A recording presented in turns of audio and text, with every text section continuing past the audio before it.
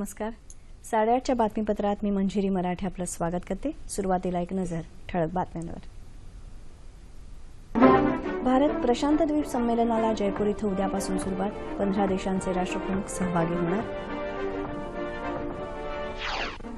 Payment bank योजनेअंतर्गत reserve बँकेची भारतीय टपाल विभागासह 11 उद्योग आणि कंपन्यांना बँकिंग व्यवहार करण्याची तत्वतः मंजुरी. शिवशाहीर बाबासाहेब पुरंदरे महाराष्ट्र भूषण पुरस्काराने सन्मानित.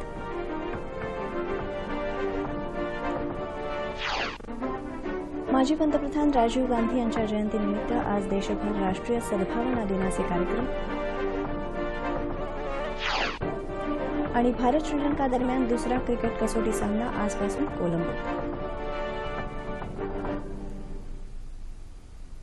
आता सविस्तर वृत्त. भारत प्रशांत द्वीप समूह सहयोग परिषदेला उद्यापासून जयपूर इथं सुरुवात होत आहे. या परिषदेत सहभागी होण्यासाठी 15 देशांचे राष्ट्रप्रमुख भारतात येत आहेत. राष्ट्रपती प्रणव मुखर्जी या नेत्यांचं आज स्वागत करतील. या परिषदेला उपस्थित राहत असलेल्या सर्व नेत्यांचं आणि प्रतिनिधींचं पंतप्रधान नरेंद्र मोदी यांनीही स्वागत केलं आहे. या परिषदेकडून आपल्याला खूप आशा आहेत, असं पंतप्रधानांनी स्वागतपर संदेशात म्हटलं आहे.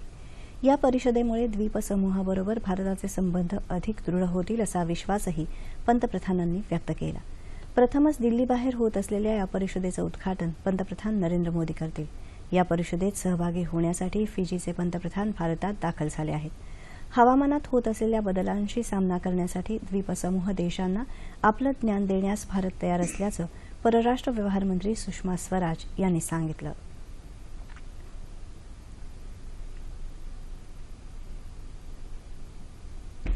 बँकांचं जाळं खेड्यापाड्यापर्यंत विस्तारावं आणि त्यांचा लाभ सर्वसामान्य नागरिकांना मिळावा या उद्देशानं केंद्र सरकारनं पेमेंट बँका सुरू करण्याची योजना आखली होती. या पार्श्वभूमीवर रिझर्व्ह बँकेनं काल भारतीय टपाल विभागासह 11 उद्योग आणि कंपन्यांना बँकिंग व्यवहार करण्याची तत्वतः मंजुरी दिली आहे. यात टपाल खात्यासह Aditya Birla Nova limited, Airtel M commerce, Reliance industries, Tech Mahindra, Vodafone M Pesa limited, Cholamandalam distribution services, national securities depository limited आदींचा समावेश आहे. सध्याची मंजुरी ही 1.5 वर्षासाठी असून या कालावधीत या बँकांना रिझर्व्ह बँकेच्या अटींची पूर्तता करावी लागेल. त्यानंतर त्यांना प्रत्यक्षात बँक व्यवसाय करण्याची अंतिम मंजुरी मिळेल. या पेमेंट बँकांना कर्ज व्यवहार करता येणार नाही. एका खातेदाराकडून 1 लाख रुपयापेक्षा जास्त रकमेच्या ठेवी स्वीकारता येणार नाहीत. अनिवासी भारतीयांना या बँकांमध्ये खाती उघडता येणार नाहीत. क्रेडिट कार्ड देता येणार नाही अशा स्वरूपाच्या अटींचं पालन पेमेंट बँकांना करावं लागणार आहे. यापूर्वी आयडीएफसी आणि बंधन या 2 वित्त संस्थांना परिपूर्ण बँकिंग व्यवसायाची परवानगी मिळाली असून बंधन बँक आपला व्यवसाय येत्या 23 ऑगस्टपासून तर आयडीएफसी बँकेचं कामकाज येत्या 1 ऑक्टोबरपासून सुरू होणार आहे.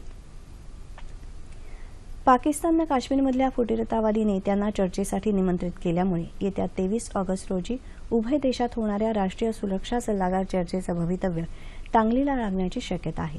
यापूर्वीही सचिव पातळीवरची चर्चा याच मुद्द्यावरून रद्द करावी लागली होती. येत्या 23 तारखेला पाकिस्तानचे राष्ट्रीय सुरक्षा सल्लागार सरताज अझीज आणि भारताचे समपदस्थ अजित डोवाल यांच्यात ही चर्चा होणार आहे. या चर्चेत भारतानं पाकिस्तानला जिवंत पकडलेला अतिरेकी महम्मद नावेदच्या राष्ट्रीयत्वाचे ठोस पुरावे देण्याचं ठरवलं आहे. तसंच सीमेवर पाकिस्तानकडून होणाऱ्या शस्त्रसंधी भंगाचा विषयही चर्चेत उपस्थित होणं अनिवार्य आहे. हे मुद्दे पाकिस्तानसाठी अडचणीचे ठरणार आहेत. या पार्श्वभूमीवर ही चर्चा टाळण्यासाठी पाकिस्ताननं फुटीरतावादी नेत्यांबरोबर चर्चा करण्याचा घाट घातल्याचं म्हटलं जात आहे. या संदर्भात काल अजित डोवाल यांनी केंद्रीय गृहमंत्री राजनाथ सिंग यांची भेट घेऊन चर्चा केली. मात्र या चर्चेचा तपशील जाहीर करण्यात आलेला नाही. देशभरातल्या विविध महत्त्वाच्या संस्थांमधल्या 30 प्रमुख शास्त्रज्ञांची पंतप्रधान नरेंद्र मोदी यांनी काल भेट घेतली. शास्त्रज्ञांनी केलेल्या कामगिरीचं पंतप्रधानांनी यावेळी कौतुक केलं. देश ऊर्जा आणि पाणी या गंभीर समस्यांना सध्या तोंड देत आहे. त्या सोडवण्याच्या दृष्टीनं शास्त्रज्ञांनी प्रयत्न करावेत अशी अपेक्षा पंतप्रधानांनी व्यक्त केली. विज्ञान क्षेत्रात भारतानं केलेल्या प्रगतीचं विस्तृत सादरीकरण काही शास्त्रज्ञांनी या भेटीदरम्यान केलं. भारतीय शास्त्रज्ञांनी गंगा नदीच्या शुद्धीकरणाकडे एक वैज्ञानिक प्रयोग या दृष्टिकोनातून नवनवीन मार्ग शोधायला हवेत.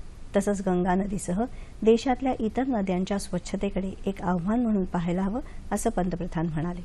आरोग्य क्षेत्रातल्या गरजा आणि आव्हानं भारतीय विज्ञानानं पेलली पाहिजेत अशी अपेक्षाही पंतप्रधानांनी व्यक्त केली.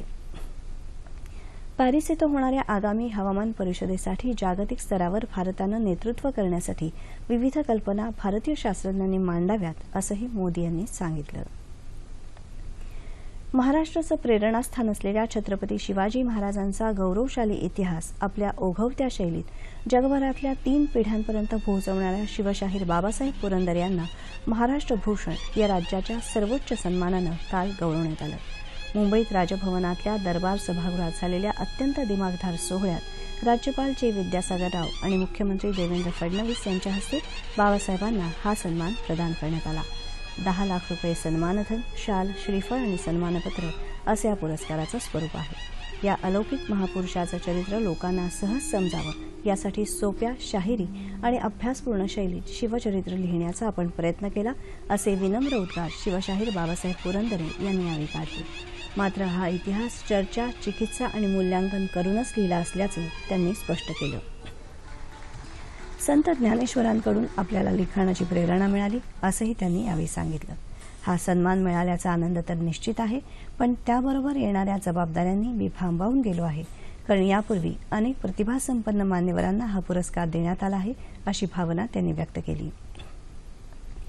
आपल्याला मिळालेल्या पुरस्काराच्या 10 लाखाच्या रकमेत 15 लाखांची व्यक्तिगत भर घालून आपण 25 लाखांची देणगी कॅन्सरग्रस्तांच्या उपचारासाठी देणार असल्याचंही त्यांनी यावेळी जाहीर केलं. केंद्रीय दुष्काळ पाहणी समितीच्या सदस्यांनी काल अहमदनगर जिल्ह्यातल्या काही गावांची पाहणी केली. सलग दुसऱ्या वर्षी दुष्काळाचा फटका बसलेल्या या जिल्ह्यातल्या शेतीची परिस्थिती खासदार सदाशिव लोखंडे आणि जिल्हाधिकारी अनिल कवडे यांनी या समितीला विशद केली. केंद्रीय कृषी मंत्रालयाचे अतिरिक्त आयुक्त व्ही रूप यांच्या नेतृत्वाखालील ही समिती आज पाथर्डी, पारनेर आदी भागांची पाहणी करणार आहे. पाहणीनंतर लवकरच आपण आपला अहवाल केंद्र सरकारला सादर करून आपदग्रस्त शेतकऱ्यांना मदत मिळवून देण्यासाठी प्रयत्न करू, असं आश्वासन व्ही रूप यांनी अहमदनगर इथं पत्रकारांशी बोलताना दिलं आहे. वही देखेंगे कि इसमें क्रॉप का कुछ चेंज होने की जरूरत है इस एरिया में, कि इसमें पानी का कुछ और सोल्यूशन हो सकता है, नहीं हो सकता है. पानी देने का तरीके में कुछ सोल्यूशन हो सकता है, नहीं हो सकता है. इवन वेराइटी में कुछ हो सकता है, नहीं हो सकता है. कुछ क्रॉप वेराइटी नया भी ला सकते हैं जिसमें वो सारे अभी ये एक आरंभ हो रहा है. अभी वी आर जस्ट स्टार्टिंग. फिर मिलेंगे, लोगों से बात करेंगे, फिर साइंटिस्ट लोगों से बात करेंगे. देन डिफरेंट जोन वाइज कुछ लॉन्ग टर्म प्लानिंग के लिए गवर्नमेंट इसी दिशा में सोच रहा है. पनवेल शहर आणि परिसरात गेल्या 10 दिवसांमध्ये स्वाईन फ्लूचे 6 रुग्ण आढळल्यानं नागरिकांमध्ये भीतीचं वातावरण आहे. त्यामुळे ग्रामीण आणि शहरी भागातही नागरिकांसाठी आरोग्य सेवा पुरवली जात आहे. मात्र आरोग्य सेवेबाबत सिडको काही ठिकाणी कमी पडत असून खारघर, कामोठे, कळंबोली, खांदा कॉलनी, नवीन पनवेलमध्ये सिडकोनं रुग्णालय सुरू करावीत अशी मागणी स्थानिक करत आहेत. मात्र योग्य त्या उपाययोजना करण्यात आल्याचं प्रशासनानं सांगितलं आहे.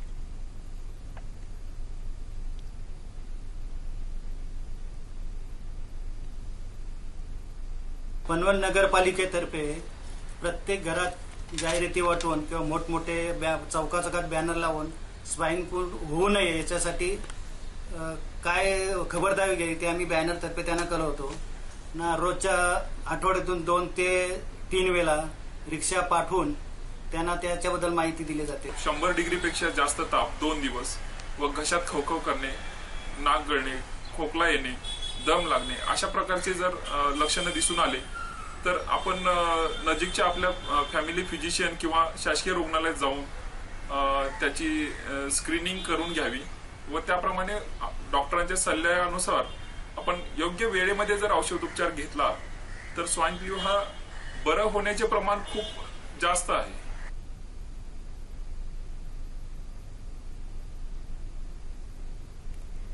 मत्स्य शेतीमध्ये हिरव्या खेकड्याच्या शेतीचा यशस्वी प्रयोग पनवेलमधल्या नावाडे गावच्या एका शेतकऱ्यानं केला आहे.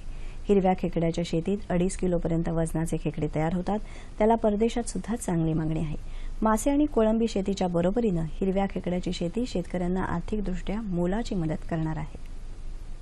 हिरवा खेकडा किंवा चिखल्या खेकड्याचं अर्थात ग्रीन क्रॅबचं संवर्धन करून त्याची शेती करण्याचा यशस्वी प्रयोग नावडेगाव पनवेल इथले शेतकरी दीपक खानावकर यांनी केला असून त्यांनी त्यांच्या शेततळ्यात 1 एकरामध्ये 1000 खेकड्याची पिल्लं एप्रिल महिन्यात सोडली. त्या पिल्लांची उत्तम वाढ झाली असून या खेकड्यांचं वजन 1 किलोग्रॅम ते 1.5 किलोपर्यंत भरत आहे. या प्रजातीची जास्तीत जास्त 2.5 किलोपेक्षा अधिक वाढ होते. या खेकड्याचं वजन जेवढं अधिक तेवढं त्याचं मूल्य वाढत जातं. या हिरव्या खेकड्यांना परदेशातही चांगली मागणी आहे. आता मी जवळजवळ 200 खेकडे विकलेले आहेत. त्याच्यामध्ये मला जवळजवळ 1,60,000चा 1,60,000 रुपये आलेले आहेत माझ्याकडे. आणि अद्याप माझ्या मते जवळजवळ 500 खेकडे तरी मला भेटले पाहिजे. त्याच्याप्रमाणे 500 खेकड्याप्रमाणे मला जवळजवळ जर 1 किलोचा खेकडा जर झाला आत्ता पुढे तर 5 लाख रुपये आले पाहिजेत. हिरव्या खेकड्याच्या शेतीसाठी डॉक्टर बाळासाहेब कृषी विद्यापीठ दापोली अंतर्गत खार जमीन संशोधन केंद्राच्या माध्यमातून स्थानिक शेतकरी आणि बेरोजगार वर्गाला खेकडा संवर्धन आणि मार्केटिंग करता मार्गदर्शन केलं जात आहे. त्यासाठी वेळोवेळी कार्यशाळा आयोजित करण्यात येत असतात. शेतकऱ्याकडे स्वतःचा तलाव असेल, अर्थात याला निमखारं पाणी लागतं.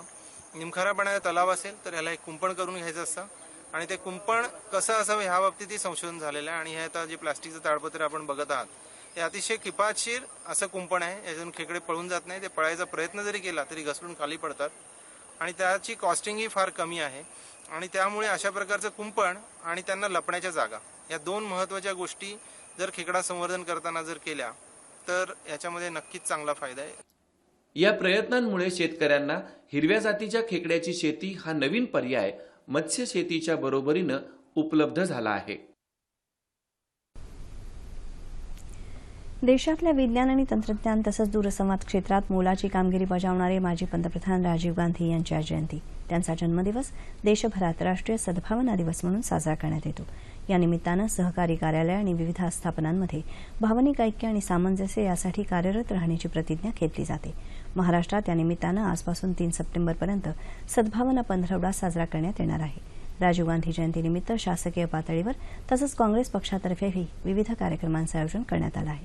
आज नवी दिल्लीत राष्ट्रपती प्रणव मुखर्जी यांनी राजीव गांधींच्या समाधीस्थळावर पुष्पांजली अर्पण करून अभिवादन केलं. अंधश्रद्धा निर्मूलन समितीचे संस्थापक दिवंगत नरेंद्र दाभोलकर यांच्या हत्येला आज 2 वर्ष पूर्ण होत आहेत. पुण्यातल्या महर्षी शिंदे पुलावर गोळ्या झाडून त्यांची हत्या करण्यात आली होती.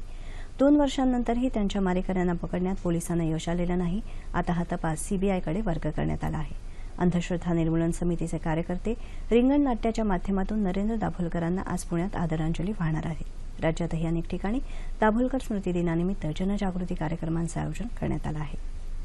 हिंगोली जिल्हा पोलीस क्रीडा स्पर्धेला कालपासून सुरुवात झाली. या स्पर्धेत खेळाडूंनी अधिकाधिक कौशल्य दाखवावं आणि इतर स्पर्धांमधूनही राज्यस्तरावर हिंगोली जिल्ह्याचा नावलौकिक वाढवावा अशी अपेक्षा हिंगोली जिल्हा सत्र न्यायाधीश जवा सैदानी यांनी व्यक्त केली. या स्पर्धेत सांघिक आणि वैयक्तिक गटात व्हॉलीबॉल, फुटबॉल, थाळीफेक आणि गोळाफेक यासारखे क्रीडा प्रकार खेळले जात आहेत. आज या स्पर्धेचा समारोप होईल. भारत आणि श्रीलंका यांच्यातला दुसरा कसोटी क्रिकेट सामना आजपासून कोलंबो इथं सुरू होत आहे. पहिल्या कसोटीत विजयाची चांगली संधी फलंदाजांच्या शरणागतीमुळे गमावलेल्या भारतीय संघाला उर्वरित दोन्ही सामने जिंकून मालिका विजयासाठी निकराची झुंज द्यावी लागणार आहे. त्यातच फलंदाजीत चमक दाखवणारा सलामीवीर शिखर धवन जायबंदी झाल्यामुळे भारताच्या समस्येत भर पडली आहे. श्रीलंकेचा स्टार खेळाडू कुमार संगकारा या सामन्यानंतर निवृत्त होत असल्यामुळे आपल्या या लाडक्या सहकार्याला सामना आणि मालिका विजयाची भेट देण्यासाठी श्रीलंकेचा संघ उत्सुक असेल. पहिल्या कसोटीत मिळालेल्या आश्चर्यकारक विजयामुळे यजमानांचा आत्मविश्वास कमालीचा उंचावला आहे. हवामान येत्या 36 तासात कोकण, गोवा, मध्य महाराष्ट्र, मराठवाडा आणि विदर्भात तुरळक ठिकाणी पावसाची शक्यता हवामान विभागाच्या सूत्रांनी वर्तवली आहे. ठळक बातम्या पुन्हा एकदा. भारत प्रशांत द्वीप संमेलनाला जयपूर इथं उद्यापासून सुरुवात. 15 देशांचे राष्ट्रप्रमुख सहभागी होणार. पेमेंट बँक योजनेअंतर्गत रिझर्व्ह बँकेची भारतीय टपाल विभागासह 11 उद्योग आणि कंपन्यांना बँकिंग व्यवहार करण्याची तत्वतः मंजुरी. शिवशाहीर बाबासाहेब पुरंदरे महाराष्ट्र भूषण पुरस्कारानं सन्मानित. माजी पंतप्रधान राजीव गांधी यांच्या जयंतीनिमित्त आज देशभर राष्ट्रीय सद्भावना दिनाचे कार्यक्रम.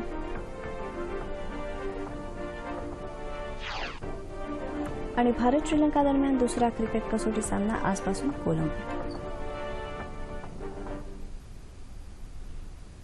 याबरोबरच हे बातमीपत्र संपलं. पुन्हा भेटूया दुपारी 2:30 वाजता सह्याद्री वाहिनीवर. नमस्कार.